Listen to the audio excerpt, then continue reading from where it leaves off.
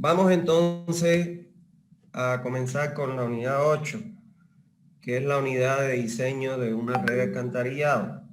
Terminando con esta unidad tomamos segundo parcial. ¿Está bien? Así lo habíamos dicho o anunciado en la clase inicial de este curso. Vamos a ver en el día de hoy una metodología para, en estos días, una metodología para el diseño de la red de alcantarillado sanitario. El objetivo que tiene esta unidad es de poner a disposición de ustedes una metodología para el diseño de las redes de alcantarillado. Entonces, sin más preámbulo, vamos a ver la metodología. En primer lugar, como toda metodología, vamos a tener que partir de datos o de alguna información.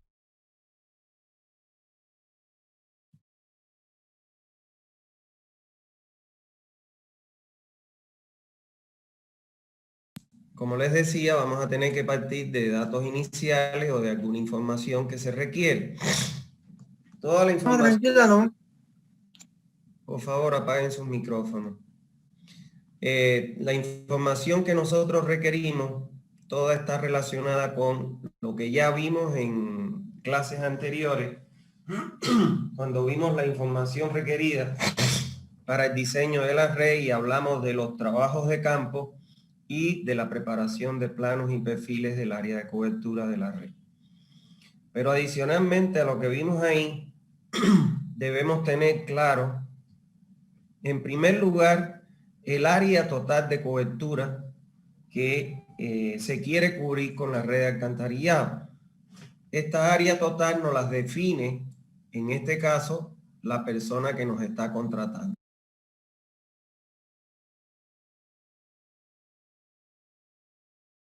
O sea, la persona contratante es quien nos define esta área de cobertura. Espérense que están ingresando todavía alumnos. Bueno, por otro lado, necesitamos la población actual del área de cobertura.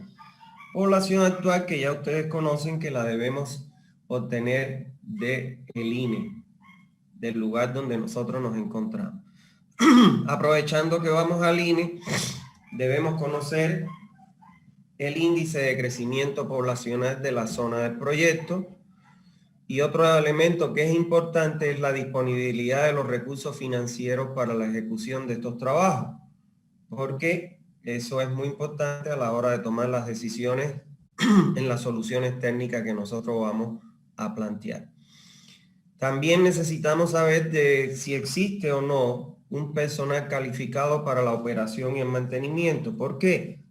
Porque en caso de que no existiera un personal para el mantenimiento, entonces tendríamos que asignar una cierta cantidad de recursos en el presupuesto general del proyecto para la capacitación del personal. Recuérdense que esta red es peligrosa, puesto de que puede inclusive, por desconocimiento de las personas, si ingresan y hay alto contenido de sulfuro de hidrógeno, puede ocasionarle hasta la muerte a los operarios.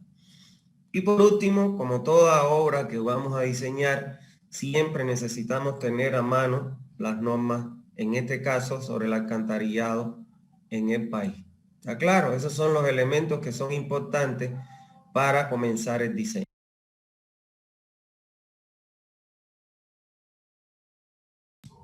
Ahora bien, una vez que ya disponemos de esa información, los pasos que debemos seguir son los siguientes.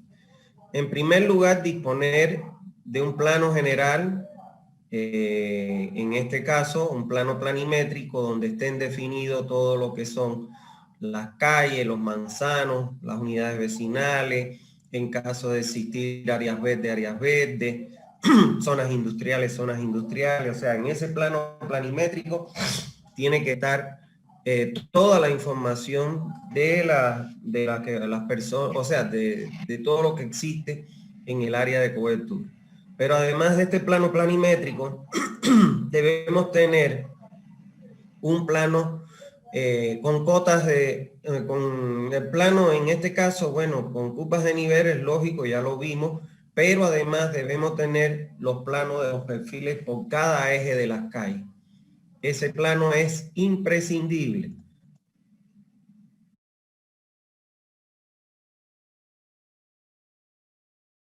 Ese plano de perfil por el eje de las calles es muy importante porque ese plano nos va a permitir a nosotros saber en qué dirección está la pendiente de cada calle.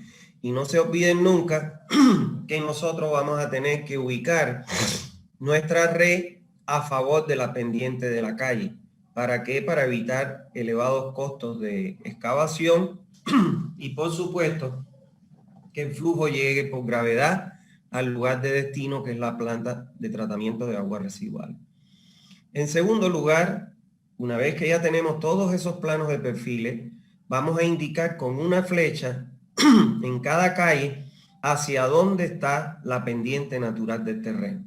¿Está claro? Si vemos, por ejemplo, en la calle 1, la pendiente está de izquierda a derecha. Venimos aquí y efectivamente de izquierda a derecha ponemos la flecha. Y así hacemos con todas las calles a partir de los perfiles que solicitamos. En tercer lugar, debemos trazar las alcantarillas en el plano, dibujando las líneas que representan cada una de las alcantarillas que pasará por la calle, indicándose con una flecha el sentido de circulación del flujo. Aquí debemos recordar los conceptos que ya nosotros vimos, que las alcantarillas principales son las que tienen que pasar por todas las calles para poder en ellas conectar las acometidas domiciliarias. Que en este caso, esas son las secundarias, que las principales generalmente van perpendicularmente a la secundaria para permitir la descarga de la secundaria en las principales. Y a su vez, los colectores van perpendicularmente a las principales para permitir la recolección de los aportes y las descargas de las principales a dicho colector. ¿Está claro? Y a su vez el colector en el emisario. Entonces eso es importante. Por otro lado, en el trazado de la red deberán quedar bien claras y bien definidas las alcantarillas, cuáles son las alcantarillas secundarias, las principales, los colectores y los interceptores en caso de que existieran. Y para ello, lo que se realiza aprovechando el AutoCAD es que se utilizan líneas de diferentes colores. Por ejemplo, las de color azul que vemos aquí, estoy indicando con mi puntero, son las alcantarillas secundarias. Las de color rojo son las alcantarillas principales y las de color negro son los colectores. Entonces eso hay que dejarlo claro en la simbología de nuestro plano. ¿Está bien?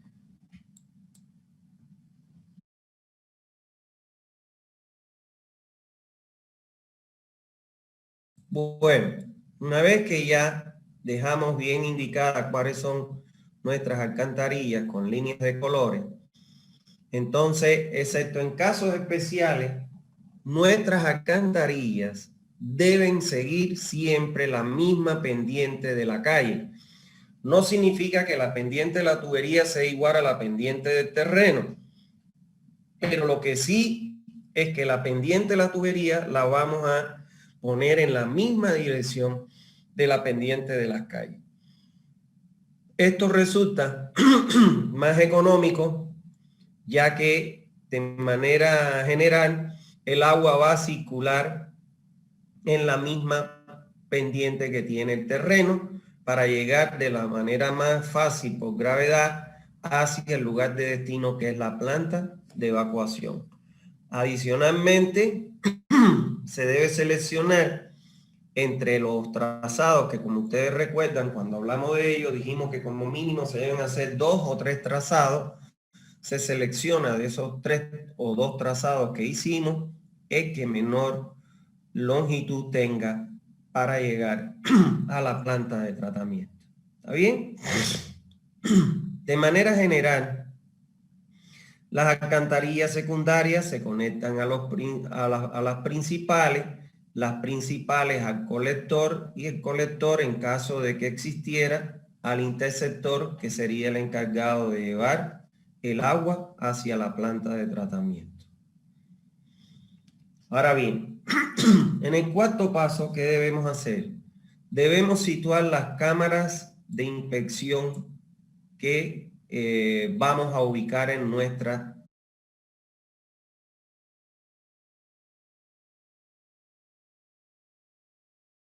¿Dónde nosotros debemos situar las cámaras de inspección?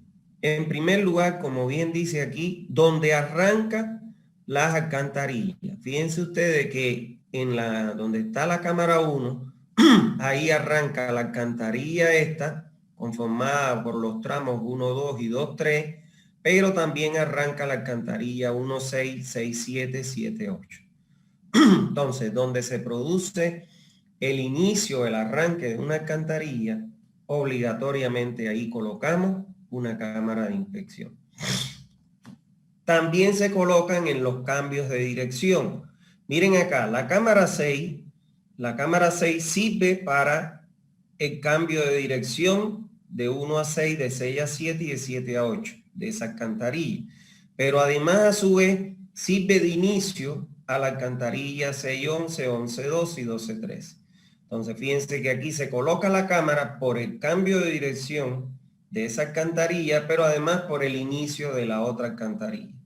Acá fíjense ustedes que en la cámara 3 la coloco porque tengo un cambio de dirección de la alcantarilla secundaria a la alcantarilla principal. Donde existan cambios de pendiente.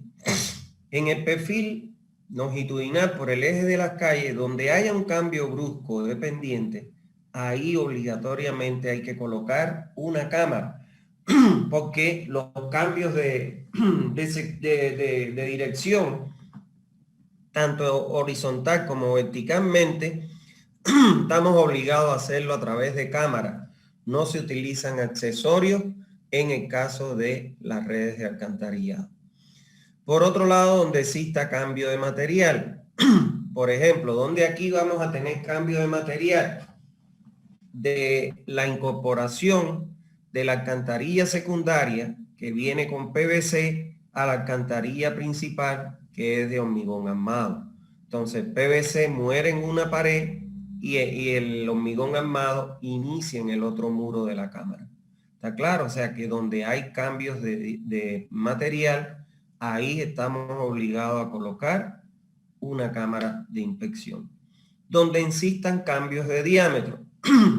Si nosotros calculamos esta alcantarilla secundaria y aquí en 2 ya pasa de 6 a 8, entonces ahí donde se produce un cambio de diámetro, estamos obligados a colocar una alcantarilla secundaria, porque aquí no se colocan expansiones, o sea, accesorios que me permitan hacer expansión. ¿Está claro? Sino que el cambio de diámetro se hace a través de una cámara con una transición suave en su interior en media caña. Como ya les dije, muere en una pared las 6 pulgadas e inicia en la otra el otro diámetro que, bueno, el inmediato superior es 8 pulgadas. En las uniones de las alcantarillas, a excepción de las conexiones de acometida. Recuérdense que la acometida domiciliar es la única que no lleva cámara, sino que se conectan o con un accesorio T, es el único accesorio que se permite, o a través de un caballete como les mostré acá. Entonces, donde se produzcan cambios entre las uniones entre una alcantarilla y otra, estamos obligados a colocar cámaras de inspección. Una alcantarilla secundaria, al unirse con una principal, ahí estoy obligado a colocar una cámara de inspección. Y además, como ya ustedes conocen, en los intervalos variables entre 100 y 120 metros, dependiendo del diámetro que tenga la tubería. Yo, como experiencia, y le transmito mi experiencia particular haciendo proyectos, A mí nunca me ha gustado poner una calle, una cuadra tiene 100 metros. Es lo estándar, es lo normal. Entonces, según la norma, usted puede poner una alcantarilla en esta esquina y otra alcantarilla en la otra esquina a los 100 metros. Pero a mí, desde el punto de vista operacional, porque uno no tiene que ver las cosas como proyectista, sino también tiene que analizar la operación del sistema. Entonces no es lo mismo, aunque tengan el equipamiento, todo es más incómodo para un operario disponer de una longitud entre cámaras de 100 metros. Por eso es que a mí me gusta mucho, a excepción de si no hay un cambio de dirección o un cambio de pendiente, perdón, o un cambio de diámetro antes, por lo menos colocar una cámara intermedia a los 50 metros. ¿Está bien? Entonces, una vez que ya hayamos localizado o situado todas las cámaras, entonces procedemos a enumerarlas. La enumeración no tiene por qué ser un orden consecutivo. Aquí dice 1, 2, 3, 4, 5. Empecé por aquí 6, 7, 8, 9, 10. No importa el orden. Lo importante es que cada cámara tenga un número que la identifique. ¿Por qué? Porque cuando yo vaya a hacer la planilla, la primera y la segunda columna me dice de cámara inicial a cámara final. Entonces, en cámara inicial yo voy a poner, por ejemplo, para esta alcantarilla, cámara inicial 1, cámara final 2. Después viene el otro tramo, cámara inicial 2 y cámara final 3. Entonces, es importante que todas las cámaras tengan un número para que se pueda identificar a la hora de hacer la planilla y, lógicamente, después llevar los resultados que se obtiene de la planilla hacia los planos finales. ¿Está bien? Bueno, como quinto paso, lo que debemos hacer es establecer los límites de las cuencas de aportación a cada tramo de alcantarilla. En otras palabras, las áreas que van a incluir los domicilios, comercios, instituciones y que van a aportar a un determinado tramo de alcantarilla. Entonces, para el trazado de los límites de las cuencas, nosotros debemos considerar los siguientes aspectos. En primer lugar, el primer límite, y escuchen todo esto bien, que nosotros tenemos para delimitar la cuenca es precisamente el trazado de nuestra alcantarilla por el eje de la calle.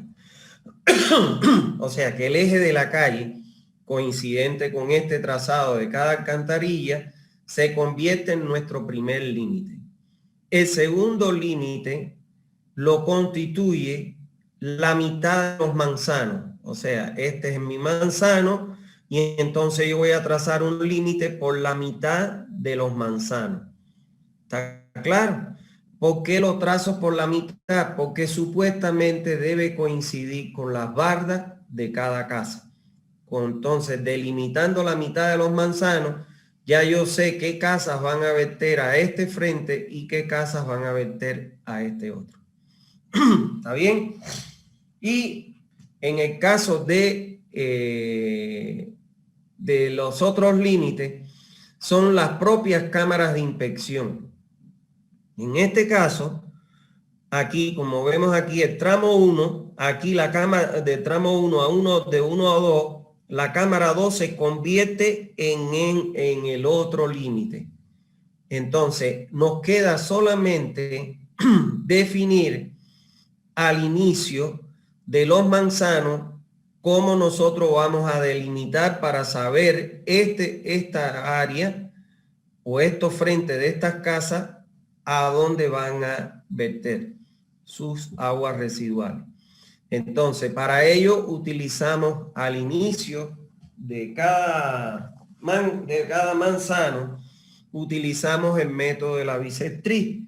Si ustedes se recuerdan de SANI 1, una línea se convierte en la bisectriz de un ángulo cuando lo divide en dos ángulos iguales. ¿Qué significa eso? Si este ángulo es 90 grados, la línea que divide en 45 esos 90 es la bisectriz de ese ángulo. Si fuera, por ejemplo, vamos a suponer, piensen en un pico de plancha y tienen 60 grados aquí en vez de 90, la bisectriz sería 30 grados. ¿Está claro? Entonces, biseco aquí y donde se cortan ambas líneas con la divisoria de los manzanos, entonces ahí ya cierro el otro límite. Entonces, todo lo que está en este frente me va a verter al tramo 1,6. Todo lo que está en este frente, o sea, el área de 2 me va a verter a 1,2. Todo lo que está en este frente me va a verter acá. Ustedes podrían preguntarme, ¿y por qué no biseco del lado de acá? No biseco del lado de acá porque a la alcantarilla principal no se pueden conectar acometidas domiciliarias. Entonces, ¿cómo se van a conectar las casas que están en este frente de acá? Bueno, en las que están dentro de este límite, dentro del área 3, van a verter a este tramo 2,3. Y las que están dentro de este límite correspondiente al área 8 van a verter a este tramo. ¿Cómo lo voy a hacer? Ustedes saben que yo voy a colocar las acometidas domiciliarias, yo voy a colocar una cámara en las aceras. Entonces, supongamos que aquí tengo 5 casas.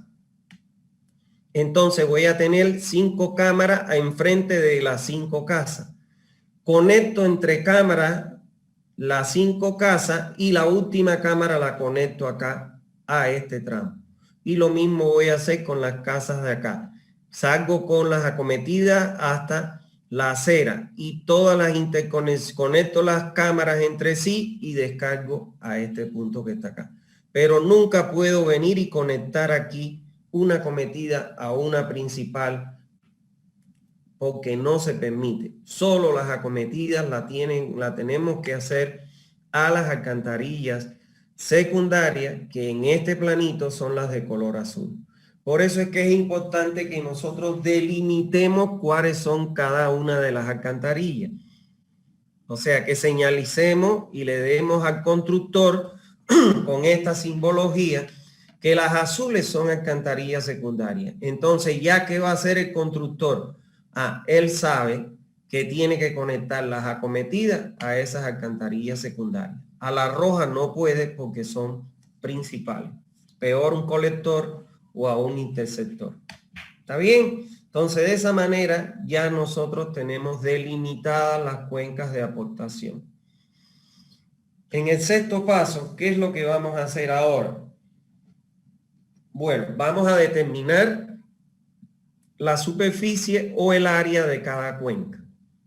Las áreas se van a expresar siempre en hectáreas. ¿Está claro? Siempre se van a expresar en hectáreas. ¿Por qué? Porque esas áreas son las que nosotros vamos a colocar en nuestra planilla y se recomienda se coloque en hectáreas. Entonces, para calcular el área, nos auxiliamos del AutoCAD, que de hecho se los estoy diciendo, ustedes como ingenieros civiles deben aprender mínimamente AutoCAD y mínimamente el AutoCAD y el Vectorworks. ¿Por qué les recomiendo que aprendan a dibujar en AutoCAD? Porque el lenguaje de los ingenieros es el AutoCAD. Y ustedes me preguntarán, ¿y por qué me recomienda que entonces dibujen vector? Es que los arquitectos, si usted va a hacer el diseño de una instalación hidrosanitaria, en una edificación los arquitectos generalmente dibujan, la mayoría dibujan en vector. Y entonces, para poder entonces que usted aprenda a dibujar sus instalaciones hidráulicas en vector también. ¿Está bien? Lo mismo le va a pasar con los planos estructurales, todas esas cosas. ¿Está claro? Bueno, hacemos uso del AutoCAD y en el AutoCAD vamos a pisar la paleta correspondiente a la medición de área, la paleta de área. Hacemos punto aquí, punto aquí, punto aquí, punto aquí y cerramos aquí y automáticamente el AutoCAD nos da el área. Entonces, ese valor lo colocamos en hectáreas, en el área que hemos acabado de medir. Si vamos a medir este triángulo, pisamos aquí, pisamos aquí, pisamos aquí, y cuando pisemos aquí, cerremos, el AutoCAD me va a dar el área y la voy a colocar aquí en hectáreas. Y así sucesivamente obtengo el área de cada uno de las áreas de aportación a cada tramo que voy a calcular. ¿Está bien? Bueno, en el séptimo paso, bueno, para finalizar este sexto paso, las áreas de las cuencas vertientes a cada uno de los tramos del array objeto de estudio se recomienda que las recojan en esta tabla, donde aquí vamos a poner cámara inicial, cámara final y el área. ¿Está bien? Aquí yo lo puse al ladito por el problema de para que no me saliera muy largo y me entrara todo. Entonces, ¿qué es lo que vamos a hacer aquí? Para cada tramo de alcantarilla, que está lógicamente identificado por una cámara inicial y una cámara final, le voy a colocar el área que aporta ese tramo. Por ejemplo, para el tramo 1, 2, ¿cuál es el área que aporta? A2. Aquí está. Pongo su área A2. Aquí estoy poniendo A2 porque no le he puesto valores, pero cuando yo diga que esto, por ejemplo, son 1,2 hectáreas, aquí voy a sustituir en vez de A2 el 1,2 hectáreas. ¿Está bien? Lo que pasa es que no le he puesto valores.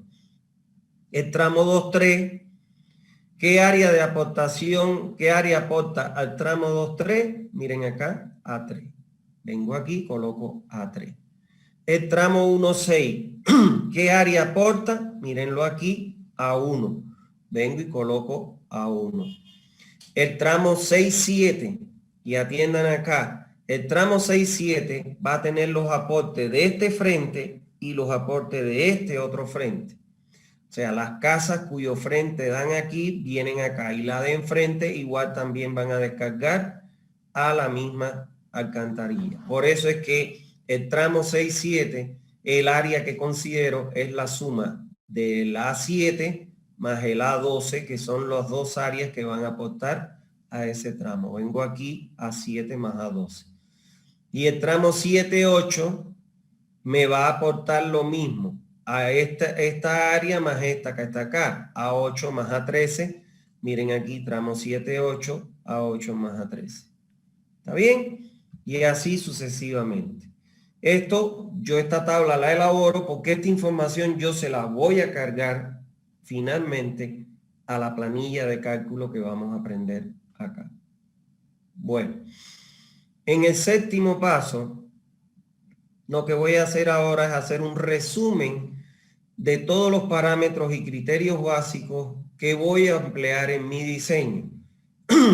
Y esto es todo lo que hemos visto en clase hasta ahora. Por ejemplo, periodo de diseño, voy a poner, busco en el capítulo 4, ahí voy a entrar con quién entro para calcular el periodo de diseño, con la población actual, entro con mi población actual y calculo mi periodo de diseño. Y aquí voy a colocar el valor. ¿Dónde puedo encontrar esas tablas? En el capítulo 4. Población actual. Bueno, en el capítulo 4, si van ahí, se refieren, le dicen que la población actual es la que obtienen del INE. Entonces van a poner aquí su valor en habitantes. La población futura, yo tengo una planilla que yo se las daba antes con el libro. Pero después los estudiantes, yo les cobraba, por la planilla les cobraba 10 pesos, pero después los estudiantes ya la copiaron en la sala de cómputo ¿cómo se llama esto? En la sala de cómputo de la carrera, y ya entonces pues no lo di más. De ahí ya no la he dado más la planilla. Pero bueno, la planilla te calcula el coeficiente de Hammond por esta fórmula. Y entonces, pero además, la planilla te calcula la población futura. ¿Ustedes qué van a hacer? Van al capítulo 4 y ahí les va a dar, en el caso de Santa Cruz, que es la fórmula de crecimiento geométrico a partir de la población actual, el periodo de diseño, y el índice de crecimiento, que es un dato que ustedes deben tener, calculan la población futura en habitantes y ponen el valor aquí. La densidad de población. La densidad de población, como ustedes ya conocen, la densidad son la cantidad de habitantes por hectárea.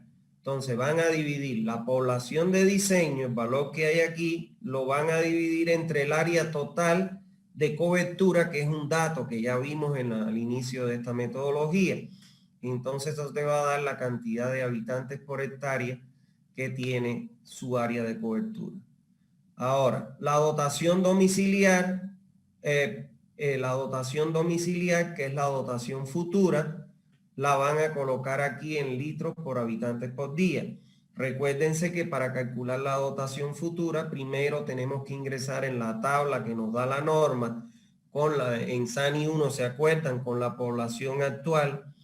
Con esa población actual y en este caso el lugar del país donde nos encontremos, los valles, los llanos, el altiplano, obtenemos la dotación actual. Y como mismo hicimos con la población futura, con la fórmula de crecimiento geométrico, calculamos la dotación futura a partir de la dotación actual, la variación anual de la dotación, que es entre 2 y 2,5, entre 1 es 1 y 2, entre 1 y 2,5, 0,5 y 2,5, ya me acordé. La variación anual, que es entre 0,5 y un 2%, y con el periodo de diseño calculamos la dotación futura y la ponemos aquí. La dotación comercial, bueno, vamos a ver los comercios, como ya nosotros sabemos en el plano planimétrico, si tenemos comercio, los tipos de comercio, si son restaurantes, si son cafeterías, si son bares, lo que sea. Vamos a las tablas que ya ustedes tienen, identificamos el comercio y sacamos sus valores de dotación y lo ponemos aquí. Lo mismo con la dotación industrial y lo mismo con la dotación institucional. ¿Está claro? Y el coeficiente de Hammond, que en el caso de la planilla te hace tiene un if, una pregunta que te dice si es menor a 1000, lo asume entre 4 y 4,5, entre 4 y 5. Si es mayor a 100.000, asume entre 2 y 2,5. Y si cae entre 1000 y 100.000, entonces lo calcula por la expresión. Y ahí se pone ese valorcito también. ¿Está bien? Ahora, lo otro que criterios que se deben considerar y que también van a tener que colocar en la planilla son, en primer lugar, el aporte, que es C. El aporte de caudal, que es entre 0,6 y 0,8. Ya yo les recomendé que siempre vamos a usar 0,8. Caudal de infiltración, aquí vamos a poner 0,001 si es que el nivel freático está por debajo de la tubería y 0,002 de L si es que el nivel freático está por encima de la tubería. Caudal de influjo, que es el caudal de conexiones erradas, es 0,05 por el caudal medio diario. Coeficiente de Manning, este valor es constante, 0.03. Tamaño mínimo de las alcantarillas, 6 pulgadas, 150 milímetros. Velocidad mínima, 0,6. Velocidad máxima, 5 metros por segundo. Profundidad mínima, según la norma, 1 metro. La máxima, hasta 6 metros. Fuerza atractiva mínima, 0,10, pero se acepta en los tramos iniciales un valor de fuerza atractiva mínima solo para los tramos iniciales, donde arranca una alcantarilla. A ver, voy a volver atrás. Aquí, por ejemplo, ¿qué yo considero, qué considera la norma un tramo inicial? Aquí en la alcantarilla 1, 2 y 2, 3, el tramo 1, 2 sería un tramo inicial. En la alcantarilla 1, 6, 6, 7, 7, 8, el tramo 1, 6 sería el tramo inicial. ¿Está bien? A eso le llamamos tramo inicial. Aquí tomen nota en un cuadernito ahí en su cuaderno de que las alcantarillas secundarias no deben recorrer más de 200 metros. ¿Está claro? Una alcantarilla secundaria no debe recorrer una longitud mayor a 200 metros. Para que en caso de mantenimiento o desobstrucción no tenga que verse afectado por una gran cantidad de usuarios por el servicio. ¿Está claro? Fíjense ustedes, supongamos que aquí tengo 100 metros más 100 metros aquí son 200. Esta va a recorrer 100 metros, pero yo no puedo poner una alcantarilla que sea 1.6, 6.11, 11.2 y 12.13, porque ya ahí estoy recorriendo más de 200 metros. Entonces, anoten ese detalle. Bueno, en el octavo paso, ya lo que hacemos es que preparamos nuestra planilla de cálculo. Para ello se debe tener en cuenta los siguientes aspectos. Primero, la planilla deberá contener todos los tramos comprendidos entre las cámaras que fueron concebidos durante los pasos 3 y 4. ¿Qué significa eso, señor? Todos los tramos que hay aquí en esta área de cobertura, los tramos comprendidos entre cámara y cámara, todos tienen que aparecer en la planilla.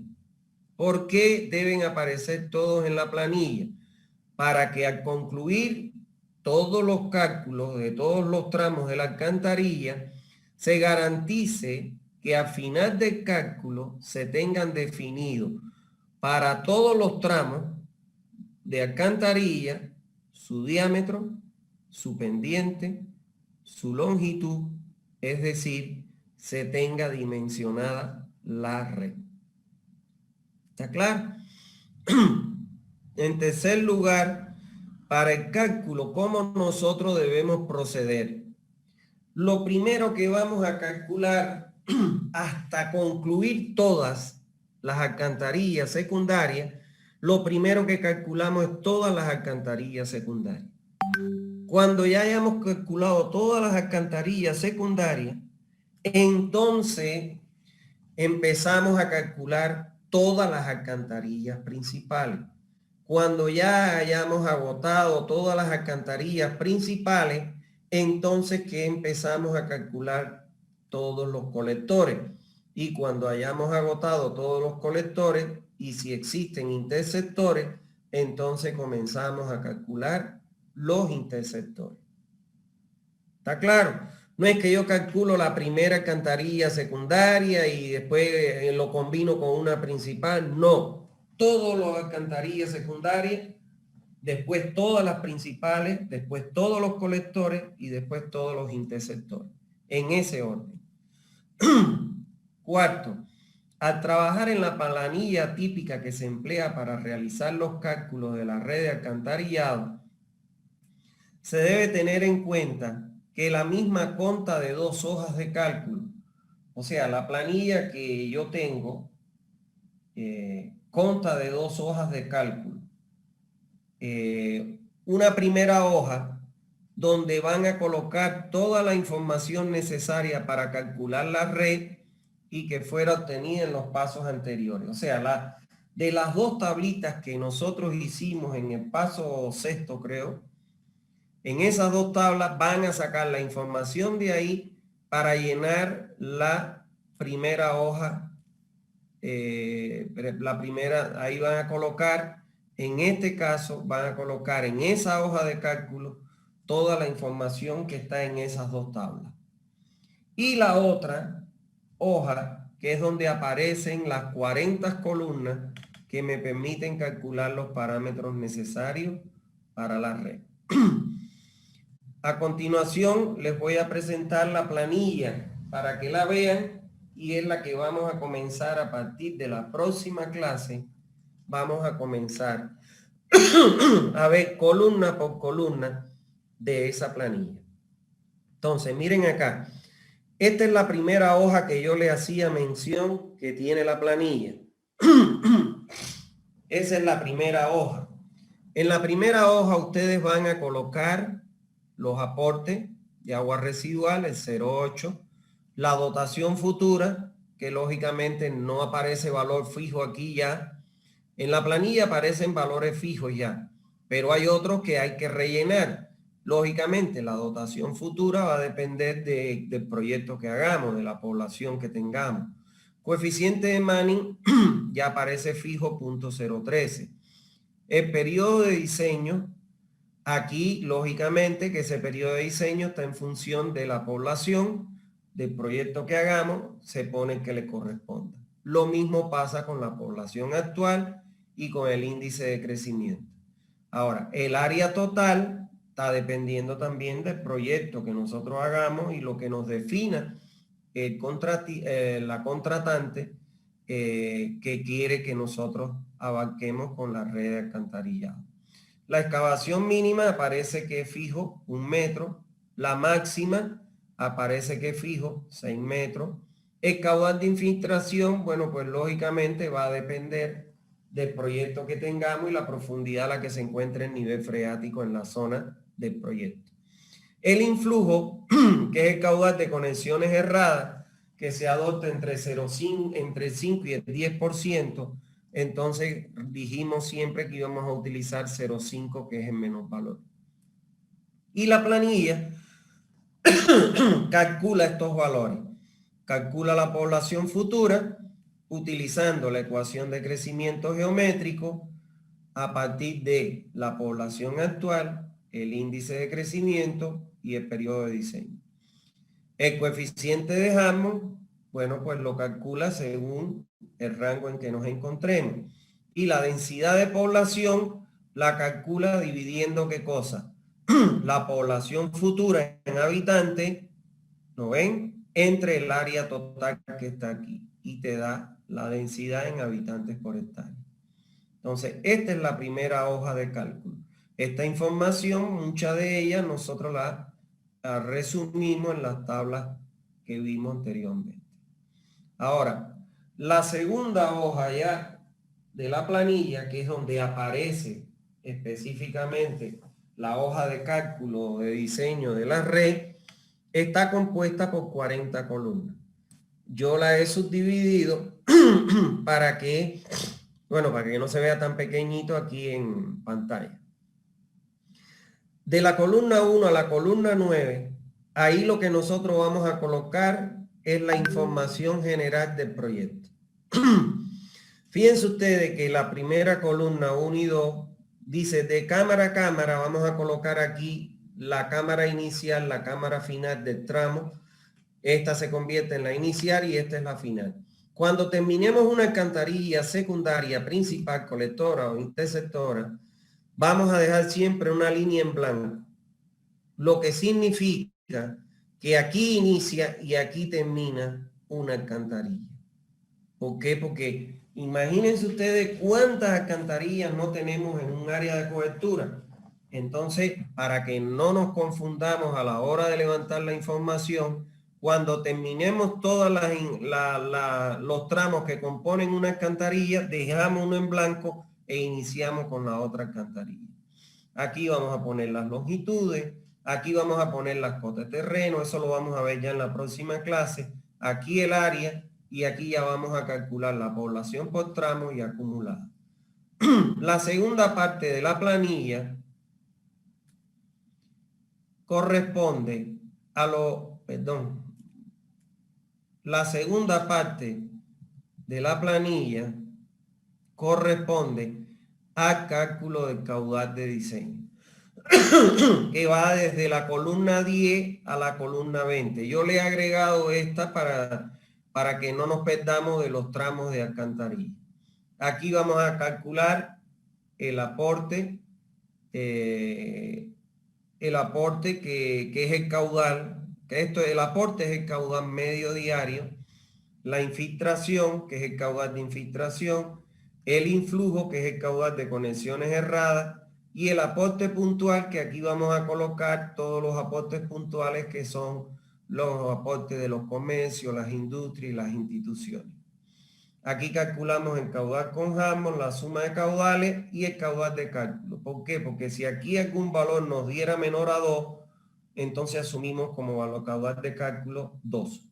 Si nos da igual o mayor a 2, al caudal de cálculo se asume igual al valor que obtuvimos de la suma de caudales. Pero eso lo vamos a aprender en las próximas clases. En la tercera parte de la planilla, que va desde la columna 21 hasta la 31, ahí se realizan todos los cálculos que le llamamos generales. Calculamos la pendiente del terreno, el diámetro de la tubería, la pendiente del tubo, la cota inicial y final de la tubería, la fuerza atractiva, la relación Y sobre D, la cota de cámara superior e inferior, la velocidad parcial y la velocidad crítica. Entonces, esta es muy importante porque aquí en la columna 26 tenemos que chequear que todos los valores de fuerza atractiva sean mayores a 0,10. En el caso de los tramos iniciales, mayor a 0,06. En el caso de las relaciones Y sobre D, tienen que ser mayores a 0,20 y menores a 0,75. En el caso de los tramos iniciales, se admite hasta 0,15. Siempre que esta velocidad sea mayor a 0,6. En el caso de las velocidades, debemos chequear que sea mayor a 0,6 y menor a los 5 metros. Pueden admitirse tramos con velocidades menores a 0,6 siempre que se cumpla el valor de la fuerza atractiva. Y aquí también tenemos que calcular que nuestra velocidad parcial tiene que ser menor que la velocidad crítica. Todo eso que aprendimos lo tenemos que aplicar en la tabla como vamos a ver. Como cálculos adicionales, que es la última parte de la planilla, y le llamamos cálculos adicionales o cálculos auxiliares que nos sirven para el cálculo de alguno de estos parámetros. Entonces eso va desde la columna 32 hasta la columna 40, que es la última. Aquí calculamos la relación caudal parcial entre caudal para la tubería llena, el área de la tubería llena, el perímetro de la tubería llena, la velocidad de la tubería llena, el caudal para la tubería llena, el radio hidráulico parcial, la relación velocidad parcial entre velocidad llena, la relación radio hidráulico parcial entre radio hidráulico para la tubería llena, y aquí calculamos el radio hidráulico para la tubería llena. ¿Está claro? Entonces, estos son cálculos adicionales que vamos a usar para calcular muchas de estas variables. ¿Está bien? Entonces, esa es la planilla. Se las he mostrado solamente. A partir de la próxima clase, vamos a ver a través de una memoria de cálculo cómo se calcula columna por columna hasta agotar las 40 columnas de esta planilla. ¿Está bien? Entonces, la próxima clase, las próximas clases, porque no creo que no en una no se termina todo, yo les sugiero que no se lo pierdan porque ahí es donde van a aprender, precisamente, ahí es donde van a aprender a diseñar la red de alcantarillado sanitario. ¿Está bien? Entonces, eso es lo que teníamos previsto para el día de hoy. Si tienen alguna duda,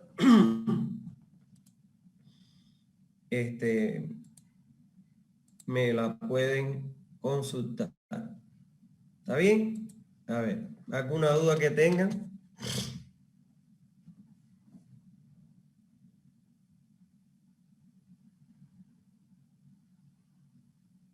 ¿No tienen duda?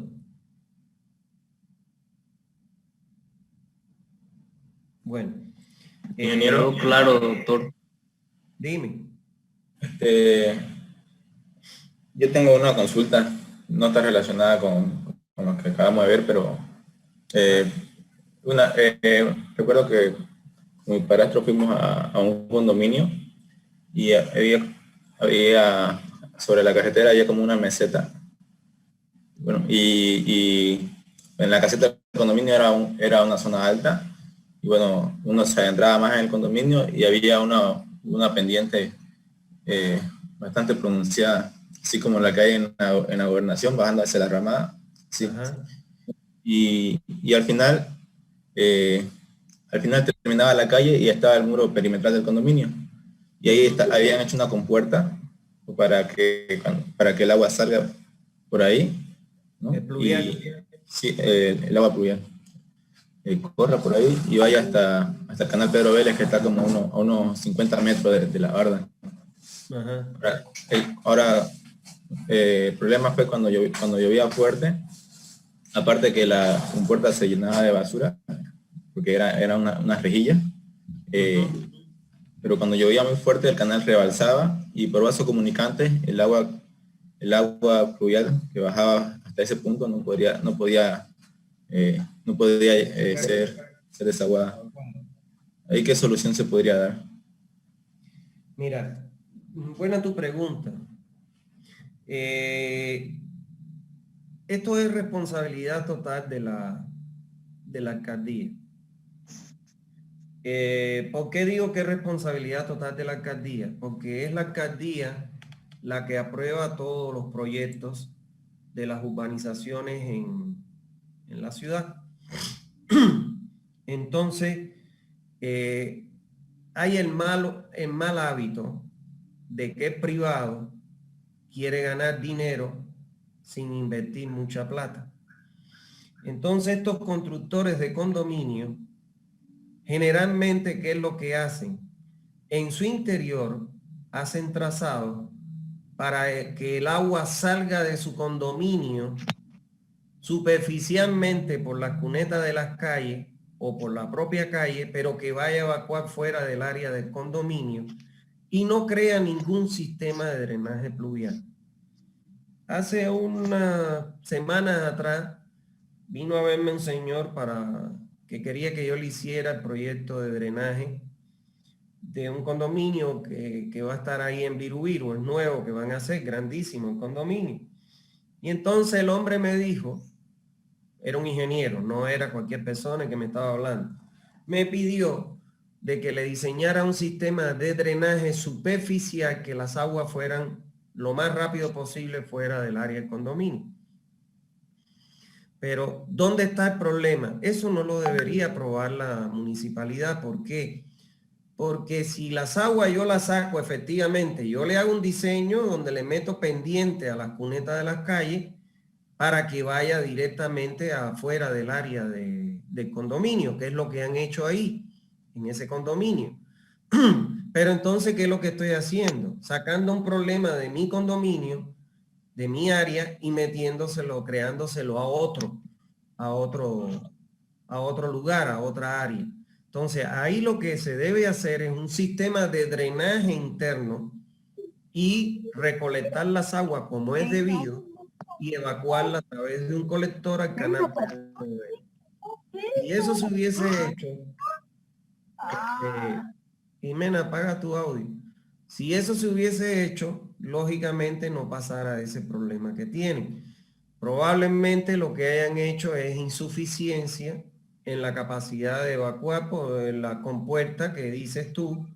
Evidentemente tiene una insuficiencia en la capacidad de evacuación del caudal por una mala estimación del caudal de aportación del área de condominio y que va a ir a ser descargada a esa zona de la compuerta. ¿Está claro? Eso es. No sé si tienes otra duda, te la puedo explicar. Está bien, ingeniero. Gracias. Pero es un hábito. Nadie quiere gastar un peso ni cavando ni poniendo un tubo. Todo el mundo quiere que sea un escurrimiento superficial por la cuneta de las calles y sacarla fuera del límite. ¿Qué me importa si inundo a Santa Cruz o si inundo a condominio al lado? Es una pelea tremenda, realmente. Pero eso es responsabilidad de la alcaldía. Planificación física es la que aprueba esos proyectos y no los debería aprobar. ¿Alguna otra duda? ¿Duda?